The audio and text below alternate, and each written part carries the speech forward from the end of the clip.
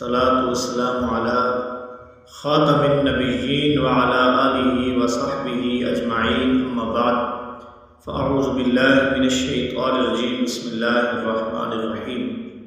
معزز سامعین و ناظرین، آج کا ہمارا موضوع ہے مؤذن کی فضیلت۔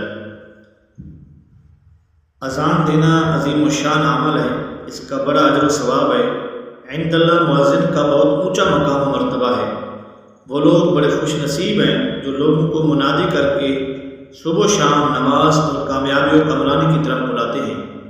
مؤذن اذان کے ذریعے جس طرح اللہ تعالیٰ کی بڑائی اور اس کی عظمتوں کا اعلان کرتا ہے، قیامت والے دن اللہ تعالیٰ بھی اسے ایسی عظمت اور رفعت اور امتیازی شان عطا فرمائے گا کہ حضرت معاویہ رضی اللہ تعالیٰ عنہ روایت کرتے ہیں، وہ کہتے ہیں کہ میں نے رسول اللہ صلی اللہ تعالیٰ علیہ وسلم کو فرماتے سنا، المؤذنون اطول الناس اعناقا یوم القیامہ، فرمایا قیامت کے دن مؤذنین کی گردنیں سب لوگوں سے بلند ہوں گی۔ تو اس کا مطلب یہ ہے کہ مؤذن میدان حشر میں ممتاز و منفرد نظر آئیں گے۔ اللہ تعالیٰ کی فضل و رحمت کی طرف گردنیں اٹھا کر امید بھری نگاہوں سے دیکھ رہے ہوں گے۔ تو اس کا مطلب یہ بھی ہو سکتا ہے کہ جب دوسرے لوگوں کی گردنیں ندامت و خجالت کی وجہ سے جھکی ہوں گی تو اس وقت مؤذنوں کی گردنیں بلند ترین ہوں گی۔ تو مؤذن کو بے پناہ اجر و ثواب ملتا ہے، اور جہاں تک اس کی آواز جاتی ہے ساری کائنات اس کی تصدیق کرتے ہیں اور قیامت والے دن اس کے حق میں گواہی دیں گے۔ حضرت عبد الرحمن بن ابی صعصع رضی اللہ تعالی عنہ کہتے ہیں کہ مجھے ابو سعید خدری رضی اللہ تعالی عنہ نے فرمایا کہ میں دیکھتا ہوں کہ تمہیں بکریوں اور جنگل میں رہنا بہت زیادہ پسند ہے، اس لیے جب جنگل میں اپنی بکریوں کے ساتھ موجود ہو اور نماز کے لیے اذان دو تو بلند آواز سے اذان دیا کرو، کیونکہ میں نے نبی کریم صلی اللہ تعالیٰ علیہ وسلم سے سنا، فرمایا جن و انس بلکہ تمام چیزیں جو مؤذن کی آواز سنتی ہیں قیامت کے دن اس کے حق میں گواہی دیں گی۔ حدیث سے جنگل میں بلند آواز سے اذان کی فضیلت ثابت ہوئی۔ وہ مسلمان چرواہے بہت خوش نصیب ہیں جو اس بات پر عمل کرتے ہیں۔ تو اسی مضمون کی ایک اور حدیث ہے، حضرت عقبہ بن عامر رضی اللہ تعالیٰ عنہ سے روایت ہے کہ ہادی عالم صلی اللہ تعالیٰ علیہ وسلم نے ارشاد فرمایا کہ تمہارا رب راضی ہوتا ہے پہاڑ کی چوٹی پر بکریاں چرانے والے سے جو نماز کے لیے اذان دیتا ہے اور نماز پڑھتا ہے۔ بس اللہ تعالیٰ ملائکہ و مقربین سے فرماتے ہیں میرے اس بندے کی طرف دیکھو، یہ پابندی سے اذان دیتا ہے اور پابندی کے ساتھ نماز پڑھتا ہے، مجھ سے ڈرتا ہے۔ اور اللہ تعالیٰ فرماتا ہے قد غفرت لعبدی وادخلتہ، فرمایا بس میں نے اپنے اس بندے کے گناہ بخش دیے اور میں اس کو جنت میں داخل کروں گا۔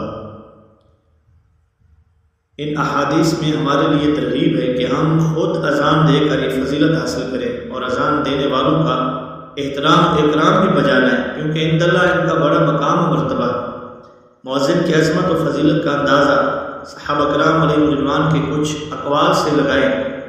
کتنے بڑے بڑے لوگوں کے دلوں میں مؤذن بننے کی خواہش مچلتی تھی۔ حضرت عمر بن خطاب رضی اللہ تعالی عنہ فرماتے ہیں لو کنت مؤذنا لما بعلیت انا، فرمایا اگر میں مؤذن ہوتا تو فرض حج کے بعد حج اور عمرہ نہ بھی کرتا تو مجھے کوئی فکر نہ ہوتی۔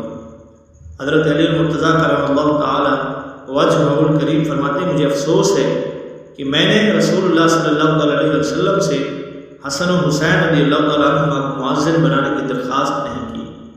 حضرت سعد بن ابی وقاص رضی اللہ تعالیٰ عنہ کہتے ہیں اگر میں مؤذن ہوتا تو جہاد نہ بھی کرتا تو مجھے کوئی افسوس نہ ہوتا۔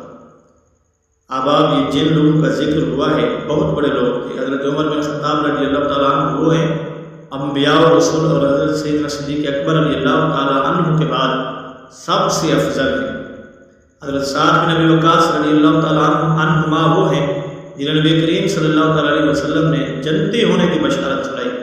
حضرت علی المرتضیٰ، امام حسن، امام حسین رضی اللہ تعالیٰ عنہ مجمعین کی عظمتوں کے کیا کہنے۔ علی المرتضیٰ رضی اللہ تعالیٰ عنہ کا سارا گھرانہ ہی عظمتوں اور فضیلتوں کا استعارہ ہے۔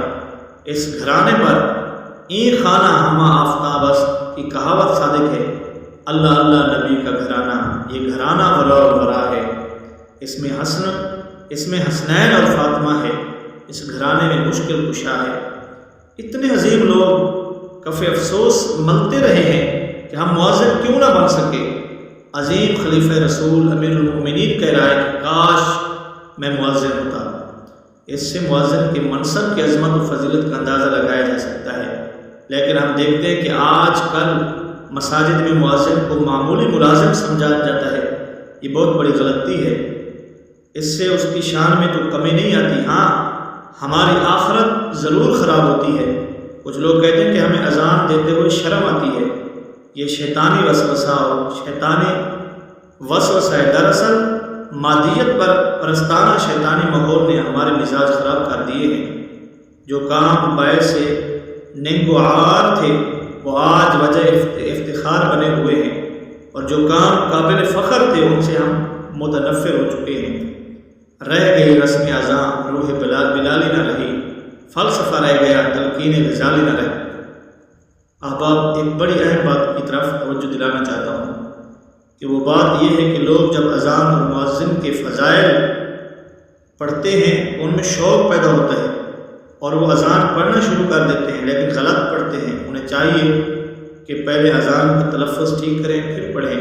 ائمہ و خطباء کا بھی یہ فرض ہے کہ وہ نمازیوں کی توجہ اس طرف دلائیں کہ پہلے اپنی اذان ٹھیک کریں اور پھر پڑھیں۔ اذان ٹھیک کرانے میں ان کی مدد بھی کریں۔ آخر میں دعا ہے کہ جو کچھ کہا سنا اللہ تعالیٰ اس پر عمل کی توفیق عطا فرمائے۔ آمین۔ وآخر دعوانا الحمد للہ رب العالمین۔